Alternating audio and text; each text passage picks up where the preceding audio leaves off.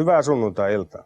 Suomalaiskeksijä vailla alan koulutusta ja titteleitä uskoo löytäneensä ratkaisun teollisuuden ja yhteisöjen jätevesiongelmiin. Keksijä Erkki Häivälän menetelmä perustuu elektroniseen puhdistamiseen, joka on nykyistä menetelmää huomattavasti halvempi ja tehokkaampi. Kaikki eivät menetelmään kuitenkaan usko, vaikka sitä ollaan patentoimassa jo 20 maahan. Suomalaisen teollisuuden arki tänään.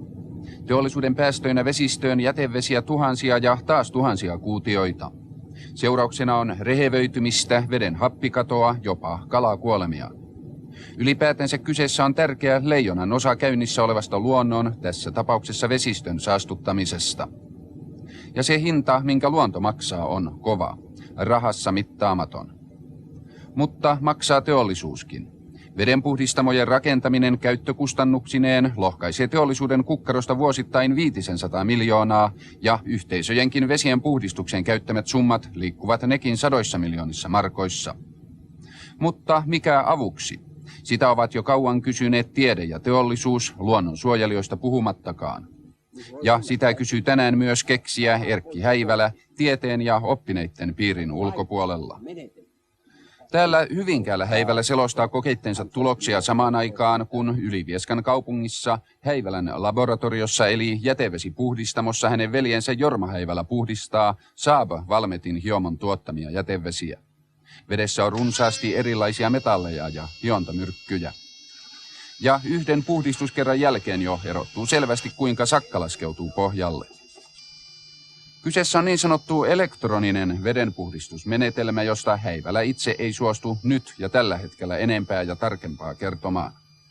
Teollisuus puhdistaa vetensä yleisimmin kemiallisesti, kemikaaleja Häivälä ei käytä lainkaan.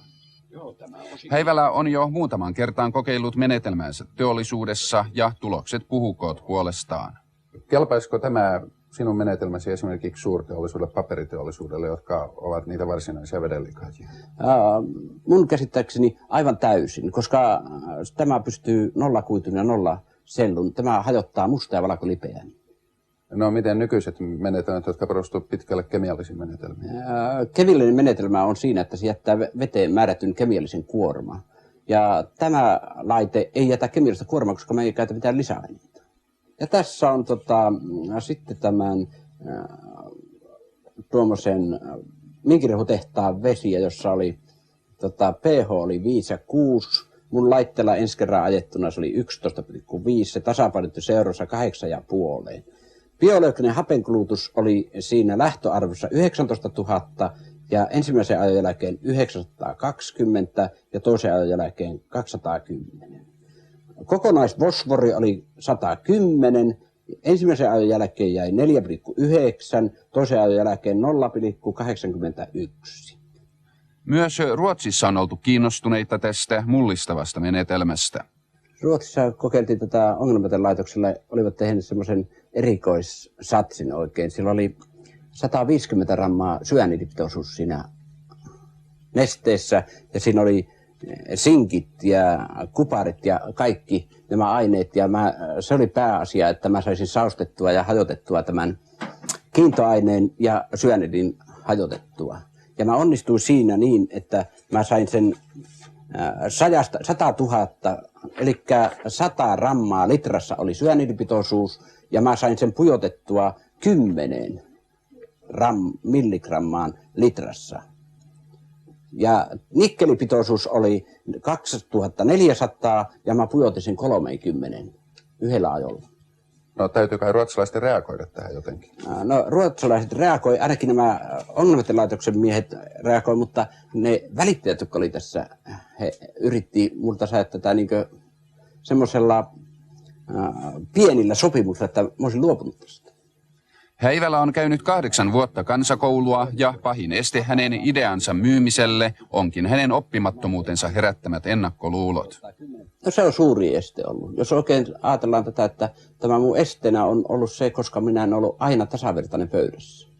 Vaikka silti mä oon laitteesta ymmärtänyt sen, mitä vastapuolikin.